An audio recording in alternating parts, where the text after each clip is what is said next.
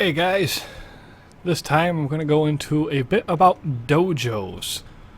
So let us go on a quick journey to my clan dojo. You can access that straight from your map selection or your escape menu. You just got to enter the clan dojo. A note, while we're entering the clan dojo, you won't be able to go in a group, so you might have to leave whatever party you're in to go there, although you can still be in there with other people. It's just not as a party.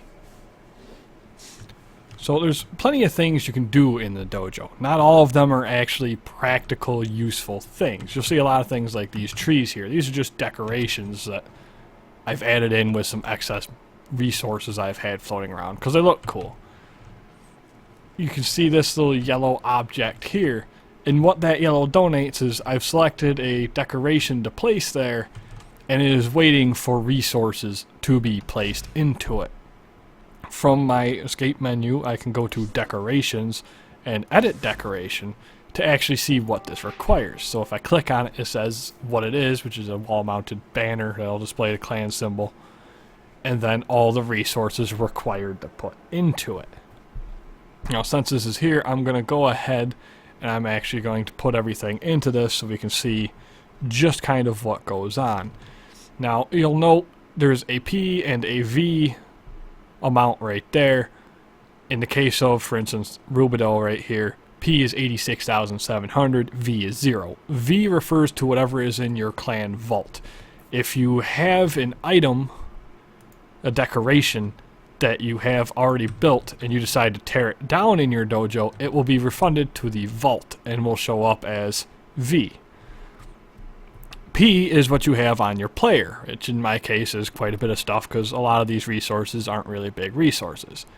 You don't have to contribute everything unless you are a solo player with a solo dojo and you're the only member of your clan, in which case then, since you're the only person there, yeah, you're going to end up contributing everything. But if you want to, you can only contribute, say, 5 of each because that's all you have, and then come back later and keep adding to it until it's finished. When everything is done, you will click contribute. It'll confirm everything you have in there that you're trying to put in there. You can say yes, okay. It'll thank you, and then the icon in place will turn blue, indicating that it is building. Just like with your foundry items, even dojo things have build times. You can then highlight it and click it, and you can see it is 23 hours and 59 minutes in order to build this dojo banner. Since it has no functional purpose, I'm okay with letting it just take forever to do that.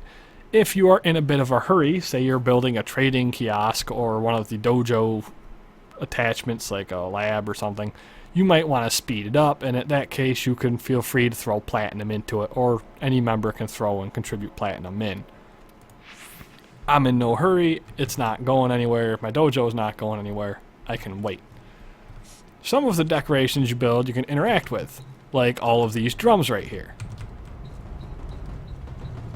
Yeah, I don't know whether you can hear those very good or not. Bells, probably a little bit better, but depending on my volume leveling and yours, you might not hear it. But you can interact with these, and outside of the interacting to make sound, it doesn't really have a purpose, but that's okay. It's more for entertainment. You can also build other decorations, like little koi ponds. There's different types of rooms, like the halls, which you can set as spawns. You also have the intersection halls, which come in various door-sized shapes. You can see here, if I blow up my map, that little triangle and that square room is me. And that's indicating the room I'm in. This particular room has 4 doors. So it's a relatively decent connection hub. I can build 4 different rooms off of this as long as they don't smash into each other. As you can see, it can be a little bit harder to keep rooms from smashing into each other than you think. And this is all something that has to be thought out beforehand, because you can't swap rooms after the build. You can tear down a room and then build it somewhere else, but in the case of this hall, the first thing that was built was this, and then I built this hall, and then other rooms off of it. If I decide to destroy this hall, it will not allow me to do so until I get rid of all connecting rooms to this one. That can be a pain in the butt for reorganizing, so at the moment, you really want to think about where you're placing things beforehand. Some of the rooms serve a more immediate purpose outside of just connecting other rooms. This, for instance, is the challenging room where you can challenge your clanmates and you can duel them. It's a dueling room if you want a little PvP with your friends in a little area. And there's even spots that your other clanmates can interact and just sit down to watch the show. There's also some rooms that really don't serve much of a purpose to the average person, like for instance the Hall of Honor, which outside of having a really cool big statue that you can't change at the moment, allows you to, a nice display spot. The unfortunate downside to this is most people won't be displaying a whole lot. As you'll see, I just have a lot of banners everywhere. Because in order to get any of the fancy, clan rewards for doing events, it usually requires you be a super active clan that really, really wants it. Because you have to get in the top 3 of an event in order to be rewarded with anything fancy. Likewise, you can have the cool planetary viewing room that allows a nice little peek outside, so you can see the beautiful little skybox out there and all of its great colors, as well as a nice 3D floating map of the planetary system. So if you just want to, get together with your clanmates and chill out and just talk in game or whatever, that's a great option for you. If there's a connection that has a red door that says node available, it means you can build things. Depending on what's around it, in this case you'll see there's a room right here, it limits what you can do. Obviously I can't build anything in that direction because it'll hit a wall and that will cause issues. These are just things that you kind of have to pay attention to. Overall room size is controlled by the halls. If you run out of rooms that you can build, then you need to build a bigger hall. This would be a trading hall. Really, it's just another big hall, which I've put a trading post, which is this guy, in here. As you've seen in a trading video, if you've seen it, this is what allows you to trade with other people. It's nice to have one, just because if you try to trade with somebody who doesn't have one, and you also don't have one, then you're not going to be able to trade. It's required for trading and it can only be built in a dojo at the moment. Likewise, you can have other fun rooms like the obstacle course, which is just a timed obstacle course that you can run, complete with leaderboards to show you who's the best. They may or may not be working, as I see my last score has been erased from it. And then there's some other practical things just so you don't have to spend so long moving around, like little teleport pads. And you can just jump straight to whichever one you want to. Now, each room has its own not quite as impactful function until you get to what's called research labs. Now, in order to build a research lab, it's going to take a little bit of explaining because we have to go back to the roots, which in this case is literally going back to the roots of the dojo from the first floor where it was built. Primarily because I didn't really lay things out nicely and I had to do a lot of restructuring to get it how it is now. In order to build anything, a couple of things are required. First, room space and power. Power is generated by reactors.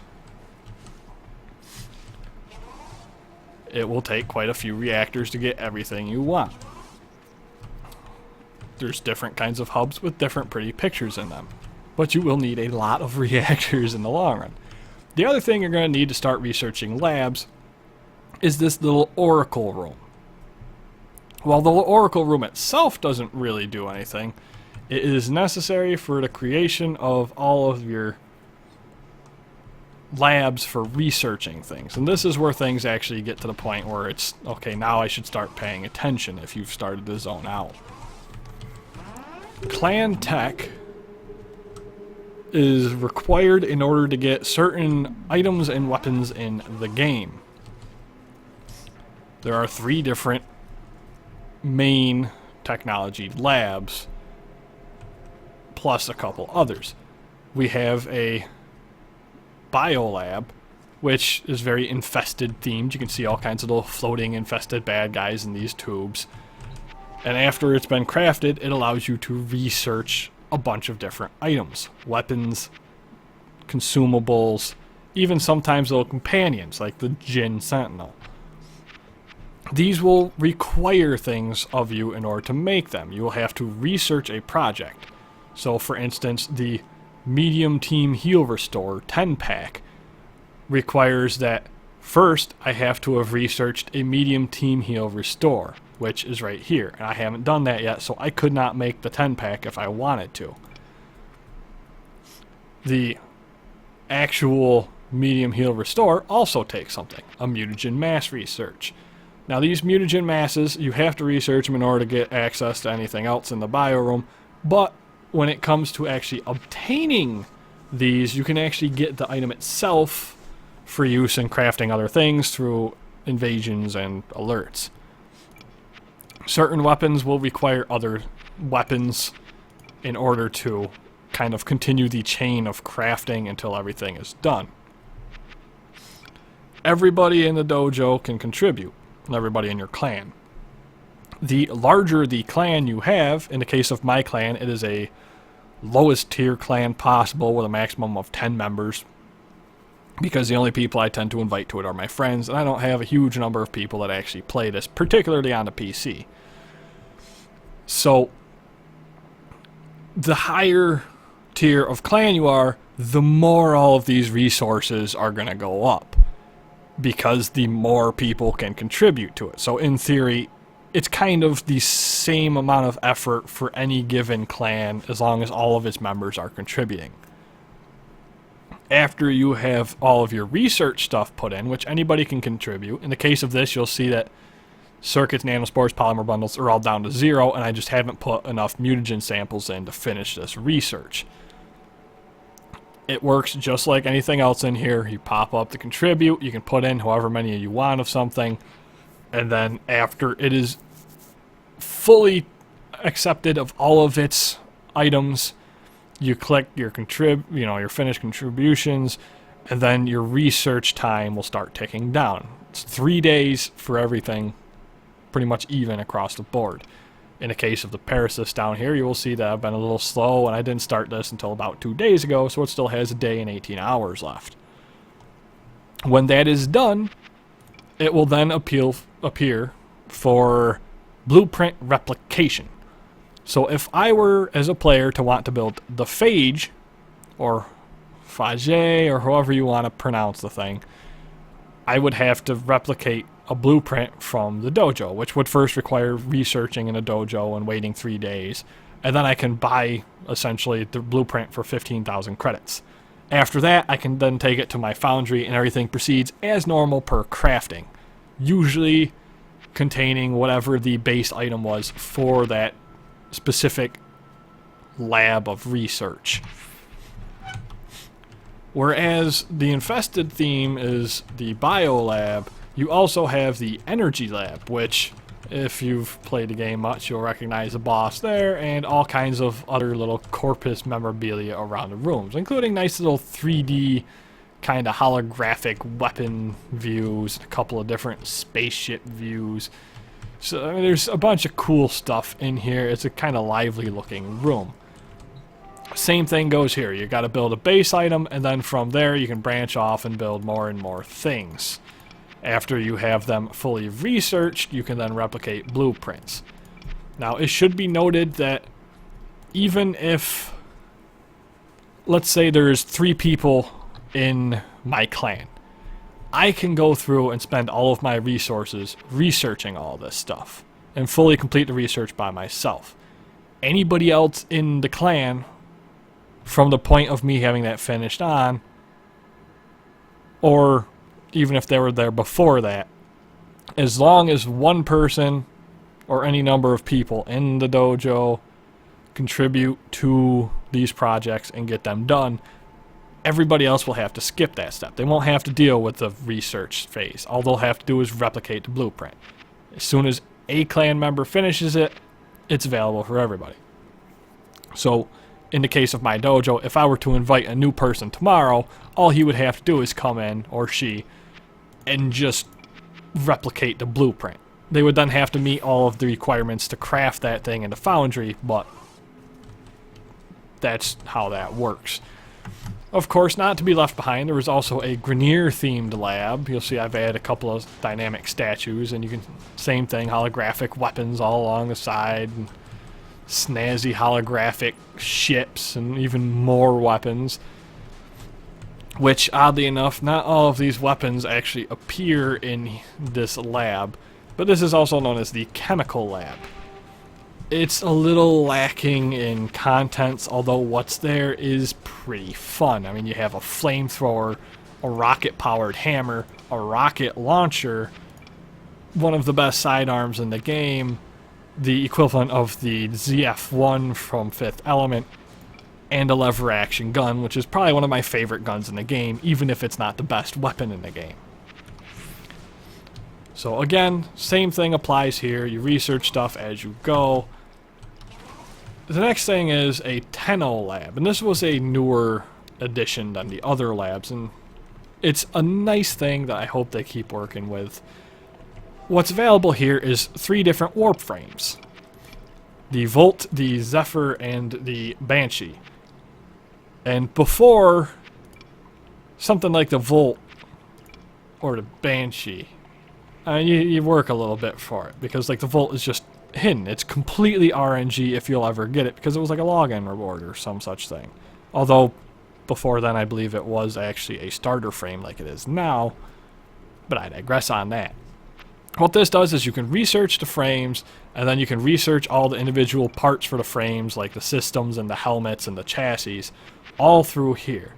So now, instead of having to go and continually fight a boss in hopes that RNG is going to drop that part you need, in these specific 3 frames, you can just come in here and say, a member of my clan can just go, I really want to build Volt. They come in here, they purchase the Volt blueprint for 35,000 credits, they go through and they buy all of his parts for 15,000 credits, and then they just go through the normal crafting process. There's no RNG wall behind it outside of just getting the resources.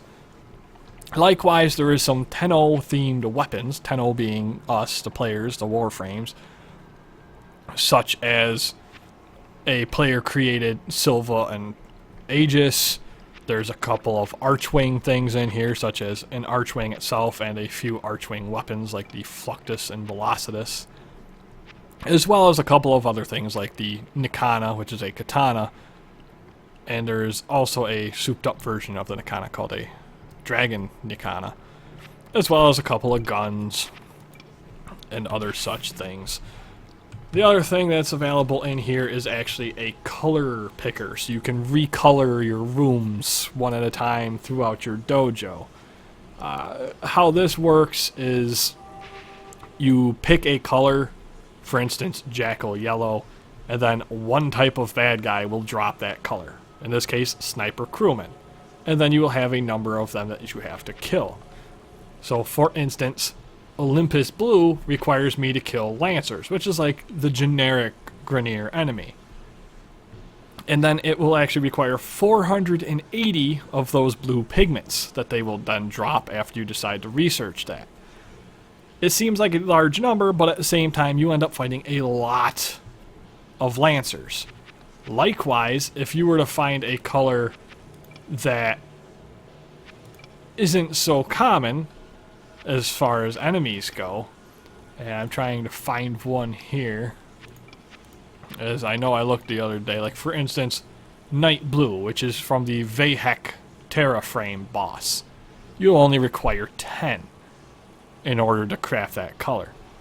These also still have research times associated with it, and you can only do one of these at a time. So for instance, since my Jackal Yellow still has 6 hours, I cannot start a new color until that color is finished.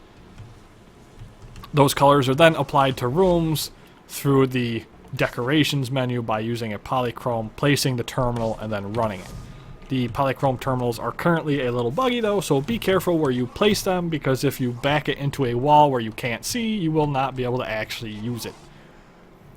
Another room that is only really important if you are a larger clan or part of a large alliance would be the Orokin lab. Again, you have some cool stuff. You have a big Kubro in this tank over here. You've got, you know, some holographic weapons. You got a cool little power core. You have a terminal that will allow you to edit your scheme for your solar rails, which is the only other real major thing this thing does, is it lets you build solar rails. These solar rails are a huge sink of resources. I built one just for the sake of being able to say I have, but I will never use it.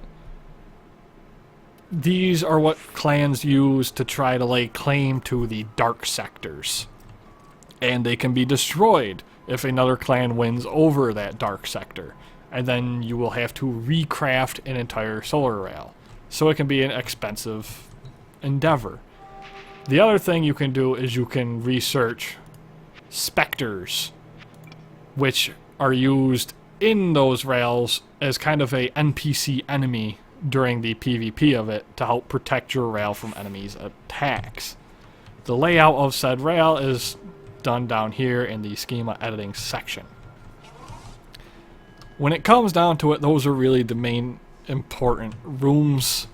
Is your 4 labs, your Tenno lab, your Chem lab, your Bio lab, and your Energy lab. Because those are what's going to gain you access to all of the fun features, which are the weapons and the items that can be consumed, the items used to make said weapons, and even some other stuff like sentinels. There is a sentinel that you can get from the Energy and Bio lab currently. You can also get fun stuff like Warframes and Archwings from the Tenno lab. So there's reasons that these are there and actually to get. They're also not unreasonable if you're a single player. It will take a lot more time if you're just one person working on all of this, but it can be perfectly well done, as a lot of the stuff you see in my lab was before I ever had anybody else in my dojo. So it's a feat, it's an endeavor, but it's not impossible, and you'll be able to manage it with some time sunk into it, or with a bunch of friends, which will speed things up drastically.